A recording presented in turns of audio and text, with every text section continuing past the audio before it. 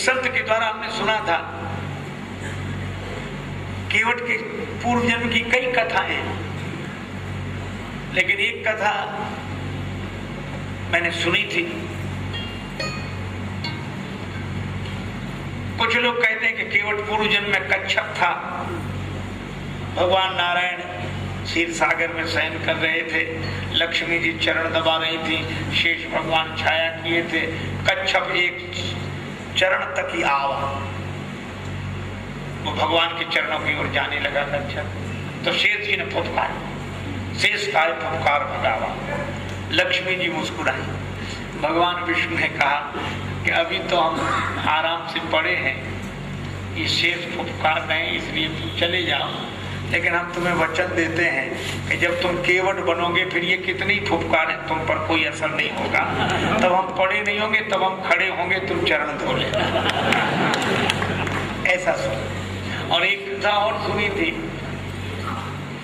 एक महात्मा रहते थे गंगा जी के पास में कुटिया बनाकर, भजन करते थे, राम राम राम राम राम राम राम राम। और एक बधिक उधर से निकले। महाराज अब बधिक का तो अपना काम, सुमांस लेके निकले सिर पे, और महात्मा कर रहे राम राम राम राम राम। इतने में वो सामने से निकले तो महात्मा का मन इधर उधर हो, देखकर थोड़ी वितृष्णा सी हो, गिलानी हो मन में। तो उन्होंने बधिक से हाथ जोड़कर कहा कि भैया तुम कुटिया के पीछे से निकल जाया करो, रास्ते तो चारों तरफ है, आगे से मत निकला करो, हमारा ध्यान उधर चला जाता है। होते पर वो स्वभाव से ही उग्र था। तो बोला क्यों, पीछे से क्यों निकले, ये जमीन तुम्हारे बाप की है, अब यहीं से निकलेंगे। महात्मा ने सोचा बहुत मुश्किल है इसको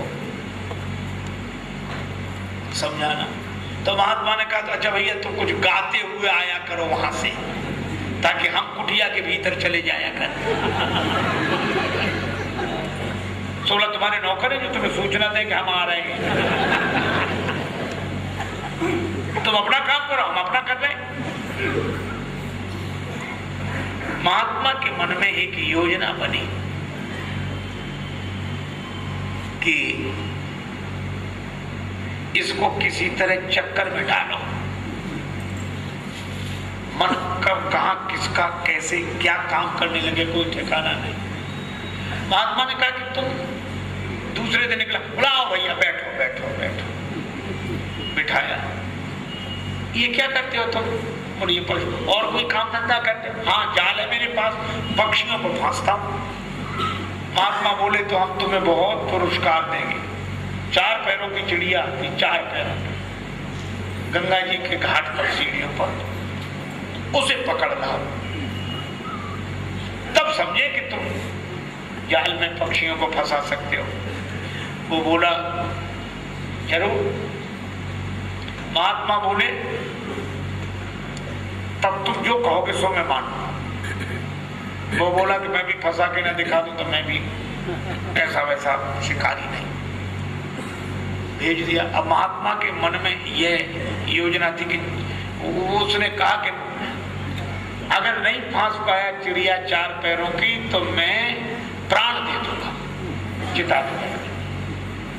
महात्मा ने सोचा 4 पैर की चिड़िया होती ही नहीं, इसे मिलेगी नहीं, अपने आप मर जाएगा, अपना प्रकट कर गए। अब वो 4 पैर की चिड़िया के लिए जाल बिछाए बैठा। सुबह दोपहर शाम वो तो आए। उसने सोचा रात को ना आती हो तो रात भर बैठा। सोचा भोजन करने जाता हूं तब ना, तो भोजन छोड़ दिया, नींद लेनी बंद कर दी, भोजन छोड़ दिया, नींद छोड़ दी, पानी पीना छोड़ दिया। एक तक आकाश की तरफ देख, 4 पैरों की चिड़िया अब आती। 7-8 दिन हो गए। अवधि पूरी हो रही थी, 1 सप्ताह का समय था। अब सोचा कि चिता में जलकर भस्म हो जाऊं। अग्नि लगाई ज्वालाधाई नभमंडल को। घड़ी जब आई थी बधिक के मरण की, चिता जलाई और चिता में जाकर बैठने को तैयार हुआ कि बस मर जाऊं, क्योंकि चिड़िया तो मिल नहीं रही। अग्नि लगाई ज्वाल धाई नव मंडल को, घड़ी जब आई थी बधिक के मरण की, और चकित सी चिता के चारों ओर उड़त दिखानी चिड़ैया चार चरण की। चिता के चार पैरों के चिड़िया, बड़ा खुश हुआ, जाल फेंका, चिड़िया फंस गई, रख लिया कंधे पर, चलो। लेकिन थोड़ा ही चला तो चिड़िया वजनदार लगी, उसको लगा वजन क्यों बढ़ता चिड़िया का। और जो उसने इधर मुड़ के देखा तो उसमें चार पैरों की चिड़िया की जगह चतुर्भुजी मूर्ति भगवान। बधिक ने कहा तुम कौन हो? तुम तो चार पैर की चिड़िया थे। भगवान ने कहा कि तुम्हारे प्राण बचाने के लिए आया। चार पैर की चिड़िया होती नहीं है, मुझे तुम पर दया लगी कि तुम मर जाओगे, इसलिए आ गया। मैं भगवान हूं। वो बोला भगवान हो कि नहीं मैं नहीं जानता, पर मैं इतनी बात जानता हूं मेरे प्राण बचाने तो चार पैर की चिड़िया बनो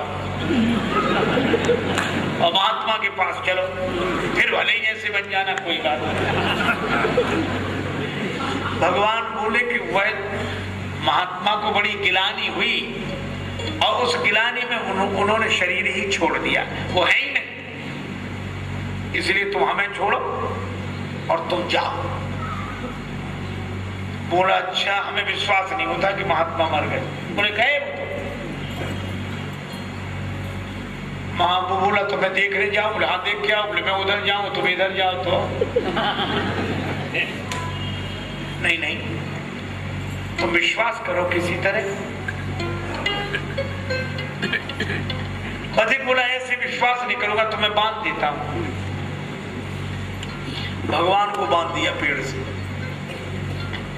और उधर गया तो सचमुच दो चार महात्मा बैठे थे, वो संत जी गए, लौट कर आया कि तुम्हारी बात तो सही निकली, लेकिन मैं तो 8 दिन से भूखा प्यासा बैठा हूं, मेरा कोई धंधा तो हुआ नहीं, तुम ही को ले जाऊंगा। भगवान बोले तू हमें छोड़ दे। तब कहा कि हमें कुछ दो तब छोड़े। तो भगवान ने कहा कि हम वरदान देते, वरदान देते। वरदान? हाँ। कब दोगे? बोले हमें छोड़ो पहले। बधिक ने परवश बंधन छोड़े, अंगन अंग बंधे श्रीपति के, अंग अंग झक झोरे, बधिक ने परवश बंधन छोड़े। लीला लख लजाए नतमस्तक, सुर समूह कर जोड़े, बधिक ने परवश बंधन छोड़े। भगवान को मुक्त किया। बोले अब दो वरदान। वो समझ रहा था कि वरदान माने ऐसी कोई दान होता होगा, इत्र दान, पान दान, ऐसी वरदान होता होगा। तो बोले देव कौन सी चीज है? भगवान ने कहा ऐसी चीज नहीं। तो बोले देव। भगवान बोले अभी नहीं देंगे। तुमने महात्मा के मुख से राम राम सुना है और चिड़िया चार पैरों की है, उसके चिंतन में तुम महात्मा का ध्यान करते रहे, तुम्हें राम नाम ध्यान आया है, इसलिए तुम्हें वरदान तो मिलेगा, पर अभी नहीं। तुम्हारा सुना हुआ राम नाम व्यर्थ नहीं जाएगा। तो कब दोगे? कहा कि मैं भी अवतार लूंगा और तुम भी बधिक नहीं, केवट बनोगे, तब गंगा जी के किनारे मिलूंगा। चार पैर की चिड़िया के रूप में आप मिला था, मुझे भरोसा नहीं होता। भगवान कहते मैं गवाही देता, गवाह लोग थे। कौन कौन गवाह? कहा इसके साक्षी। और गवाह कौन? का ये पृथ्वी साक्षी है। गवाह शेषनाग, मैं तुम्हें वरदान दूंगा। और वही व्यवधिक केवट बना। और भगवान राम जब अवतार लेकर आए तो लक्ष्मण जी और जानकी जी उनके संग हैं। साक्षी बनाया था पृथ्वी को, गवाह किया था शेषनाग को, इसीलिए तो भगवान गवाहों की देख और देखकर मुस्कुरा रहे हैं। सुन केवट के बैन प्रेम लपेटे अटपटे, बिहसे करुणाएन चितय जानकी लखन तन। और मानो भगवान कह रहे हैं, बीते बहुकाल एक बधिक के निधन हेतु विपिन में संत ने रहस्यों रचाया था। 4 पैरों की चिड़िया पकड़ के लाओ, और जब नहीं पकड़ में आई तो सत्य पे जरूंगो, जब लागे और रचावन चिता ताके बचावन हित स्वर्ग वैकुंठ से सिधाया था। और केवट के रूप आज सन्मुख है जीव वही, जाको लखन सिंह तुम्हें साक्षी बनाया था। आप विचार करो, चाहे कितने ही जन्म बीते पर भगवान नाम व्यर्थ नहीं जाता। भगवान का नाम जब सुना हुआ व्यर्थ नहीं जाता। उस बधिक ने थोड़ी देर संत से राम राम सुन लिया तो उसे भगवान मिल गए। जब सुनने का ये फल है तो जपने का कितना फल होगा। इसलिए केवट की कथा हो, चाहे उस बधिक की कथा हो, चाहे प्रेमलता की कथा हो, चाहे सुदर्शन की कथा हो। एक बात और सुनो, एक महात्मा किसी के घर गए, बोले बाबा आपकी बड़ी कृपा, और हमारा एक बेटा है। भगवान महात्मा ने तो क्या कर, बोले इसे सुधारो। तो महात्मा ने कहा कि गलत काम क्या करता है? बोला ये पूछो कि सही क्या करता है। महात्मा ने कहा ठीक है। लड़के को बुलाया, बोला क्या बात है, क्या बात है? बोले बाबा जी आए, महात्मा जी आए। बोले आए होंगे तो तुम लोग मानो, मैं इन सब में विश्वास नहीं करता। तो कहा चल तो प्रणाम नहीं करूंगा। बोले मत कर, चल आए। क्या बात है? महात्मा बोले कोई बात नहीं। बोले देखो तुम्हारे कहने से ना मैं भजन करूंगा ना आदतें छोड़ूंगा, ये इन्हीं को समझाओ, हमें तुम्हारी कोई जरूरत नहीं। लोगों ने समझा। चेले बोले गुरुजी मामला कठिन है, पर महात्मा के पास महात्मा खूब हंसे। बोले तुम्हारे जैसे की तलाश की, तुम मत जुड़ो मुझसे, मैं जुड़ता हूं तुमसे। क्या? बोले मैं तुमसे मित्रता करना चाहता हूं। वो बोला मित्रता में तो कोई हर्ज नहीं, कभी छेड़ना नहीं कि ये छोड़ो और ये छोड़ो और ऐसे करो वैसे करो, और ना प्रवचन सुनाना, ना सत्संग, ना उपदेश। महात्मा बोले तुम्हारे लिए कुछ नहीं, तुम तो साथ रहो बस। वो रहने लगा साथ। अच्छा गुरुजी उससे कभी ना कहे कि उठो भजन करो या जागो, ये धूम्रपान क्यों करते हो, ये क्यों, कुछ जो मर्जी आए तो करें। माँ बाप भी कहे कि महाराज कैसे सुधारोगे आप, महात्मा बोले भगवान कृपा करेंगे। बोले क्या कृपा करेंगे? जब महात्मा से नहीं सुधारा, भगवान नहीं सुधार सके तो अब इसे कौन सुधारेगा? महात्मा बोले चिंता मत करो। अब मित्रता हो गई, वो भी बड़ा खुश के ऐसे बाबा जी तो मिले ही नहीं, कुछ रोकते ही नहीं। और लोगों को तो ऐसे ही बाबा जी चाहिए जो कुछ ना कहे, सब ठीक है, बहुत बढ़िया, ऐसे सब।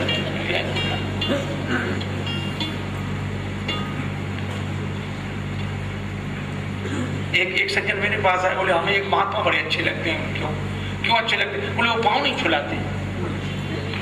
तो हमने कहा ये तो उनकी महानता है, वो अपना त्याग और तप का जीवन जीते हैं, लेकिन तुम्हें क्यों अच्छे लगते हैं? क्यों लगते हैं अच्छे? ताकि सिर ही नहीं झुकाना पड़े और अच्छा है। उनसे तो वही अच्छे या सिर झुकाना पड़ता है, बिना सिर झुके ही काम चले, कितना बढ़िया है। तो उसको भी बड़ा मजा आया कि ये बाबा जी तो कुछ कहते ही नहीं, ना नहाने की कहे, ना पूजा की कहे, ना पाठ की कहे, ना भजन की, ना कीर्तन की, बड़े आराम से रहता। लोग समझते थे कि अब इसका उद्धार नहीं होगा, पर महात्मा जानते थे कि उद्धार कौन कर सकता है। भगवान भी नहीं कर रहे, इसको सुमति नहीं दे रहे। अच्छा भगवान की कृपा से सत्संग ही तो मिलता है, बिनु हरि कृपा कृपा मिले ही नहीं संता, तो हरि कृपा से संत मिल गया, सत्संग से भी नहीं सुधा, मैं अब क्या करें। पर महात्मा बोले निराश होने की जरूरत नहीं। लोग समझ नहीं पा रहे थे, पर एक दिन संत गए बाहर घूमने और उसको ले गए साथ जंगल में। तो बोले दोस्ती तो हमारी तुम्हारी पक्की है। वो बोला हाँ पक्की है, क्योंकि आप मुझसे कुछ कहते नहीं हो। बोले अगर कभी कुछ कहें तो मानोगे। बोले ये तो तुमने 2 बार कह दिया, 1 बार कह दिया। तो बोला दोबारा नहीं कहूंगा। बोले जिंदगी में मत कहना, 1 बार कहूंगा। तो उसने कहा कि राम।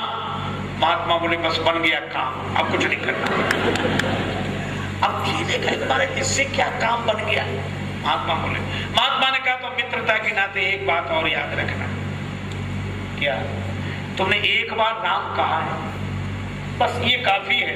पर इसके बदले में कभी कोई कुछ मांगने को कहे तो कुछ मांगना मत, बस। उसने कहा मान नहीं पा। और आप आश्चर्य करो कि उस आदमी ने जिंदगी भर पाप किया, वो नहीं सुधरा, वो नहीं बदला। पर कथा कहती है महात्मा की युक्ति देखो और भगवान नाम का प्रभाव देखो। ये वह मरा तो यमदूत ले गए नरक में। यमराज ने कहा इसका खाता कैसे है? बोले जिंदगी भर के पापों से भरा, नरक में सड़ेगा। तो इसने कोई जीवन में कोई अच्छा काम नहीं किया, बस एक बार एक महात्मा के कहने से जबरदस्ती 1 बार नाम कहा है। यमराज ने कहा कि 1 बार कहा, हाँ 1 बार। तो फिर ये राम कहने का फल इसे क्या दिया जाए? अपने यहाँ की किताबें देखो, नियमावली देखो, राम कहने का क्या फल है। लोग बोले राम कहने वाले यहाँ आते ही नहीं, तो फलादेश कैसे पता लगे? अपने यहाँ नहीं है। यमराज बोले तो सरल सा उपाय है। क्या? बोले इसी से पूछ लो कि इसने 1 बार राम कहा है, उसके बदले में ये क्या चाहता है। यमराज ने पूछवाया, अब जीवात्मा में वो संस्कार काम कर गया। वो क्या बोला? महात्मा की बात याद आ गई, मांगना नहीं। वो क्या बोला? बोले इसके बदले में जो मिलता वही मिल जाए, मैं अपनी ओर से कुछ नहीं मांगता। अब लगाओ ढूंढो हिसाब, इसके बदले में क्या मिलता है। असल में हम राम नाम तो अनमोल है, उसका मूल्यांकन करके हम उससे कम मांग लेते हैं। नाम गरीब निवाज को राज देत जन जान, पर तुलसी मन परिहरत नहीं घुर बिनिया की बात। उसने कहा कुछ नहीं मांगेंगे हम, जो मिले। अब यमराज बड़े हैरान, उन्होंने कहा कि क्या करें, ये तो बड़ी मुश्किल है, बड़ी बड़ी समस्या है। और अच्छा तो एक काम करो, क्या? उन धर्मराज के पास भेजो खबर, वो धर्मात्मा है, वो शायद हिसाब किताब जानते हो। धर्मराज ने कहा यहाँ तो पुण्यों का हिसाब किताब होता, राम नाम का हिसाब किताब यहाँ भी नहीं है। तो कहा फिर? बोले जो राम नाम लेता है उससे ही पूछो। तो राम नाम कौन लेता है? तुम पुण्य राम राम दिन राति सादर जपहु अनंग आराधन। शंकर भगवान उनसे के पास गए कि आप राम राम करते हो, ये 1 बार नाम लेने का क्या फल है? शंकर जी बोले नाम तो हम लेते हैं, और फल हमें भी पता है। हमें तो मस्ती आती, मजा आता, तो लेते हैं। हाँ इतना जरूर है, सहस्त्र नाम तत्तुल्य। एक राम नाम के बदले 1000 विष्णु सहस्त्र नाम का पाठ अकेला, एक राम नाम, एक। इतना तो मैंने पार्वती जी से कहा है, पर इसका फल क्या है ये मैं नहीं जानता। बराबरी तो बताता हूं, पर इसके बदले में मिले क्या ये मैं नहीं जानता। तो बोले फिर किससे पूछे? शंकर जी बोले जिनका नाम उन्हीं से पूछो। आप सोचो, यमराज, धर्मराज, अब वो जीवात्मा शंकर जी के पास गए। शंकर जी उन सबको लेकर राम जी की शरण में। राम जी से कहा गया कि इसने 1 बार आपका नाम लिया है, न यमराज के पास इसका हिसाब, न धर्मराज के पास। शंकर जी बोले ना हमारे पास। अब नाम आपका है, आप बताओ 1 बार नाम लिया, इसका क्या फल है? राम जी बोले नाम तो हमारा ही है, लेकिन फल हमें भी पता नहीं। फल पता नहीं ना। और इसीलिए तुलसीदास जी कहते हैं, कहो कहाँ